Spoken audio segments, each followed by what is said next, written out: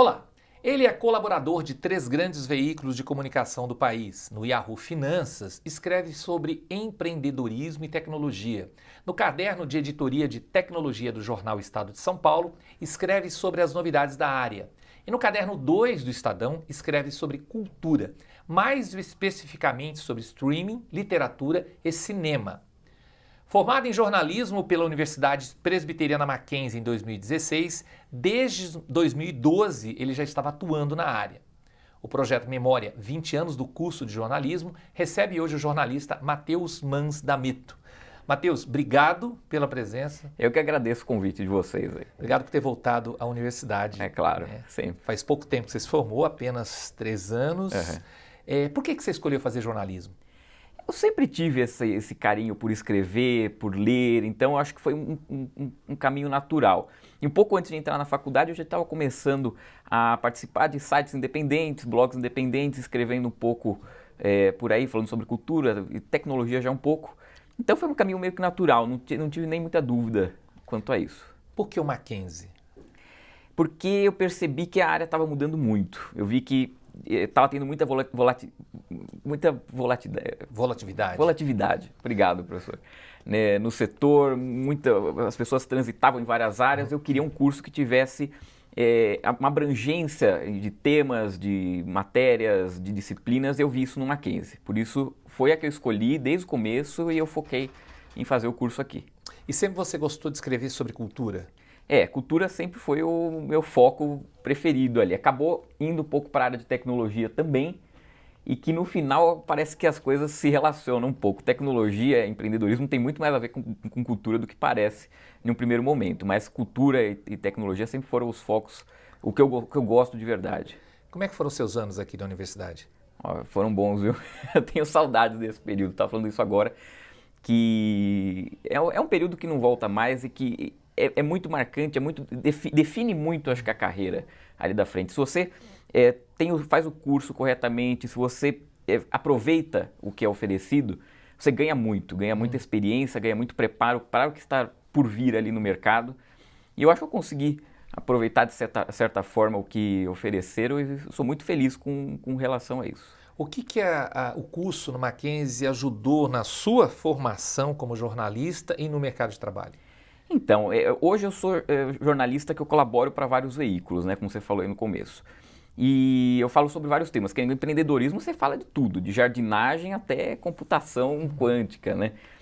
E a formação do Mackenzie justamente possibilitou essa abrangência de conteúdo que eu comentei agora há pouco, e me deixou preparado para enfrentar esse mercado tão diverso. Hoje não tem mais aquela coisa de você ficar focado apenas em um setor, em um assunto, em coisa de nicho, falar só de tal coisa, só de startup, de não sei o quê. Não tem mais isso. Hoje você tem que estar preparado para falar de tudo, de transitar em todas as áreas, de mexer com todas as mídias.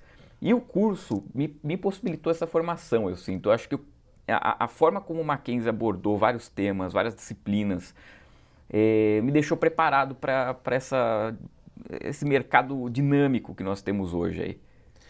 Num curso, numa profissão que não é mais exigida a obrigatoriedade do diploma para o exercício dela, qual a importância de uma formação acadêmica? É total.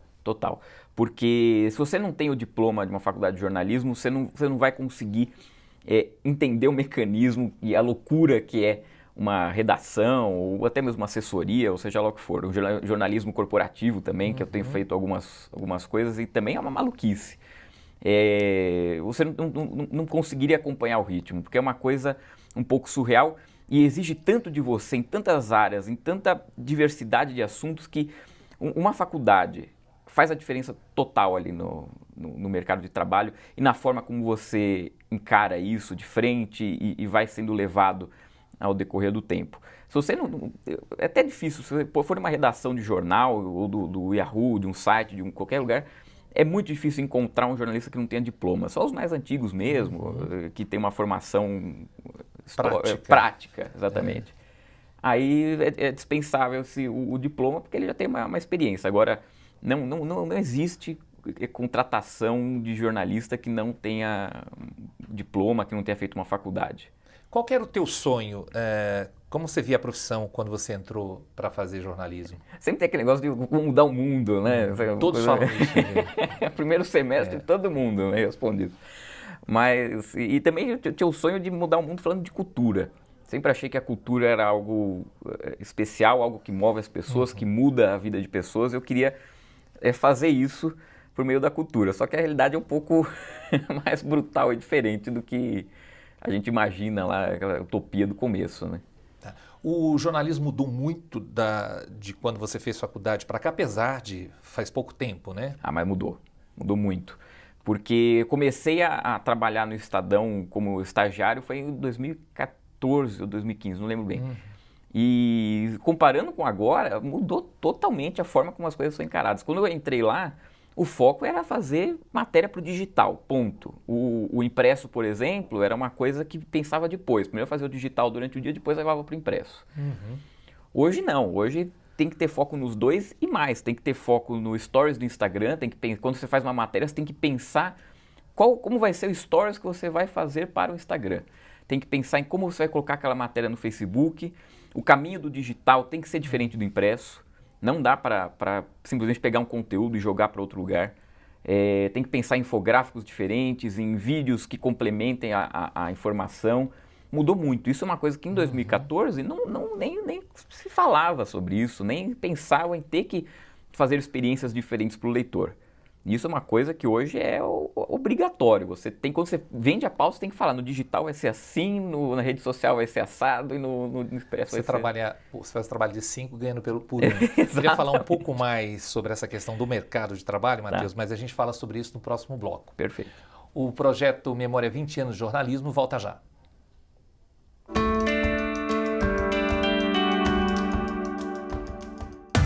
Dê um passo a mais na sua carreira.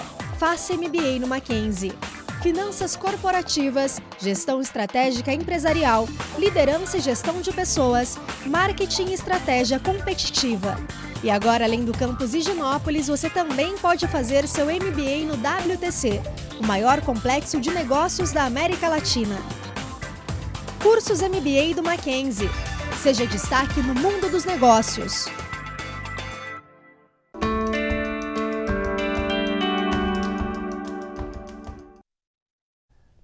O projeto Memória 20 anos do curso de jornalismo está de volta. Ao meu lado, Matheus Mans da Meto, jornalista e ex-aluno do curso. Matheus, no bloco anterior, no final, você estava falando dessa questão do dinamismo, né? Você acha que a faculdade conseguiu te formar para isso? Olha, eu estou entrando no mercado que eu não vou mais para uma área super específica, não vou atuar no impresso, não vou atuar no digital, não vou atuar no audiovisual, eu vou atuar em tudo? Com certeza. Ela deu justamente essa base para... Assim, lógico, na prática você desenvolve muito mais habilidades do que você aprende na teoria. Mas a base, a estrutura estava ali. Por exemplo, quando eu comecei como estagiário no Estadão, eu era da editoria de tecnologia. Só que eu fazia plantão em economia. Aí chegou um dia que me deixaram lá sozinho durante a noite, a Grécia deu calote no FMI. E sobrou para mim, estagiário de tecnologia, fazer matéria sobre macroeconomia. E aí eu acho que o curso, de alguma maneira, estava tendo justamente jornalismo econômico naquele semestre. Me deu uma base ali que eu pensava na aula e conseguia desenvolver na hora. É uma coisa assim que é curioso, porque você acaba caindo em outras áreas, fazendo outras atividades, e o curso conseguiu abranger isso aí. Lógico, muita coisa mudou, né? Se for ver hoje, se pensar o mercado hoje, da época que eu fiz, muita coisa mudou. Mas eu acho que o curso, inclusive, está acompanhando isso aí. Né? Você sempre foi um cara ligado ao jornalismo cultural, né? O seu TCC, inclusive, foi sobre música, foi sobre o Benito de Paula e tal. Você acha que você conseguiu realizar esse sonho de alguma maneira, apesar de estar atuando em áreas diferentes, de focar um pouco mais no jornalismo cultural? Sim, e é curioso porque foi justamente o TCC do Benito que me levou a isso, porque eu estava no Estadão na parte de tecnologia, queria muito ir para a cultura e não conseguia fazer essa ponte. Quando eu comecei a desenvolver a pesquisa e as entrevistas com o Benito, eu fui lá, bati na porta do Caderno 2 e falei assim, ó, estou fazendo uma matéria aqui, um TCC sobre o Benito, quer que eu faça uma matéria? Na cara de pau. Posso fazer uma matéria para vocês? Pode. Peguei e fiz a matéria sobre o Benito, que ele estava lançando um disco e tal. E aí abriu a porta justamente para eu continuar nessa área de cultura, que era uma coisa que eu já desenvolvia em sites, em blogs antes, que eu gostava de escrever sobre isso, mas nunca tinha ido para um grande veículo.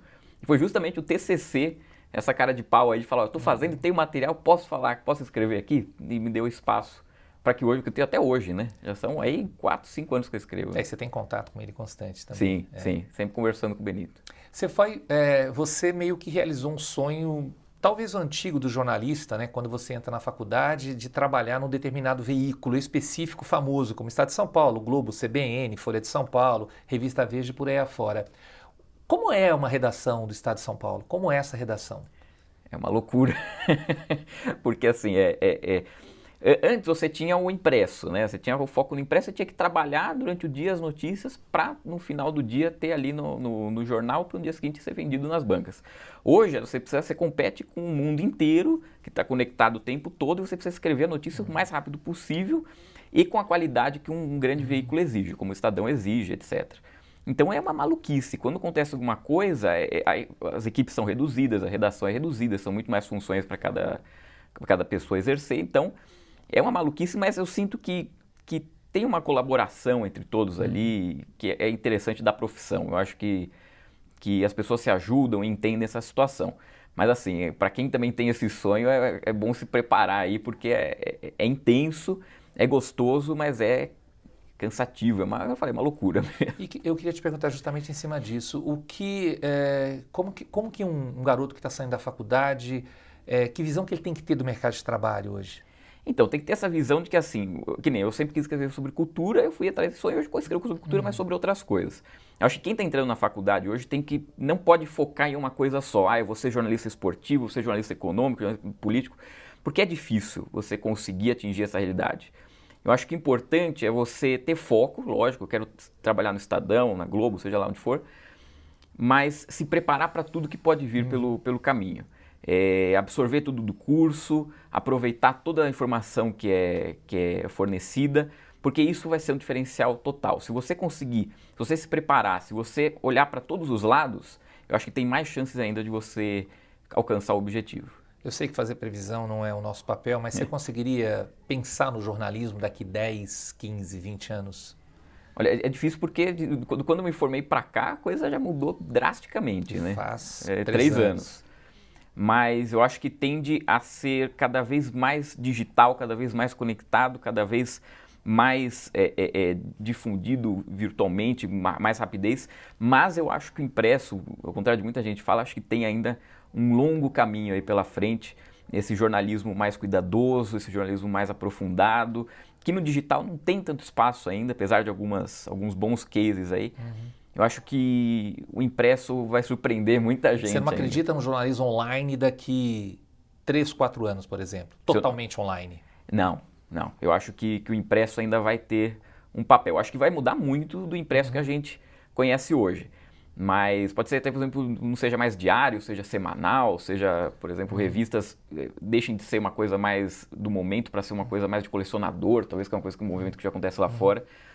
Mas eu acho que não, acho que totalmente online, acho muito difícil. Eu acho que as pessoas vão começar a entender novamente o que é o papel do impresso aí. Qual o papel que o jornalista representa hoje na sociedade, com toda essa coisa direta que você pode falar, a fonte pode falar diretamente ao espectador, ao leitor, ao internauta? A gente vê cada vez mais essa questão da fake news, de não sei o quê, e o jornalista tem essa importância. O que eu acho é que o jornalista nos últimos tempos, até antes de eu me formar, estava num processo de distanciamento do público. Aqui ali é o público, eu sou aqui o gatekeeper, vamos dizer assim, da informação. Eu faço a mediação. Exato. Eu acho que por conta desse processo ele foi se afastando ao longo do tempo do público. E acho que por isso que tem um dos fatores que eu acho para ter esse fenômeno de fake news e buscar informações de fontes não confiáveis é justamente esse distanciamento. Acho que se aproximar mais do público e entender mais as demandas que surgem dali, acho que é o ponto-chave. Matheus, ouvindo você, eu acho que então vale a pena ser jornalista ainda. Com certeza. Não tenha dúvidas disso, professor. Matheus, obrigado pela presença, tá um prazer, a faculdade está aberta para você sempre que você precisar e bater esse papo com a gente, comigo e com os alunos é sempre legal. Eu que agradeço, obrigado aí pela oportunidade. Tá bom, obrigado. E o nosso muito obrigado também a você que nos acompanhou nesse bate-papo. Até o próximo episódio do Projeto Memória.